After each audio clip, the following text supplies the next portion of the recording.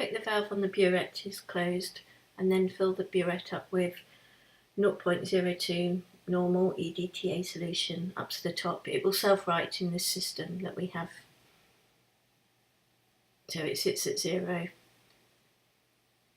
You then want to measure out 100 ml of your water sample and add that to the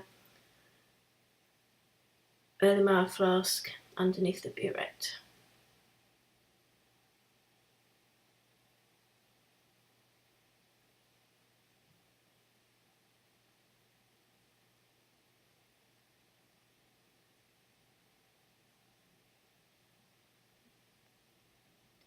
Add 1 milliliter of 4 molar sodium hydroxide solution.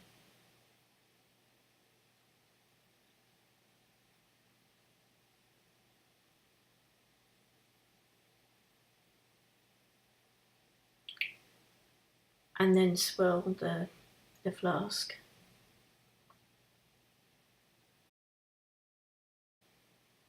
Crush 1 calcium hardness indicator tablet with the pestle and mortar, and then add that crushed tablet to the flask and swirl to mix.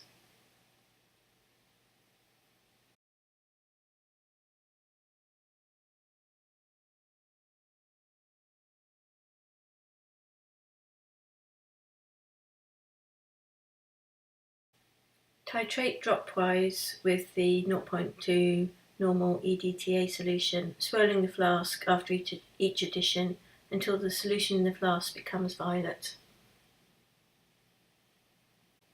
If you think you've reached the end point, note the reading on the burette and then add dropwise more EDTA to the solution.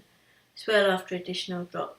If there's no further colour change occurs, you've then reached the end point.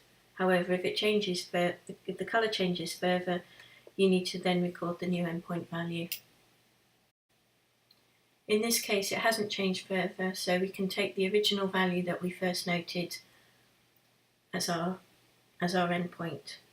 To then calculate the concentration of the calcium carbonate in milligrams per litre, you multiply the amount of EDTA solution used in millilitres by 1000 and divide by the amount of sample used in millilitres.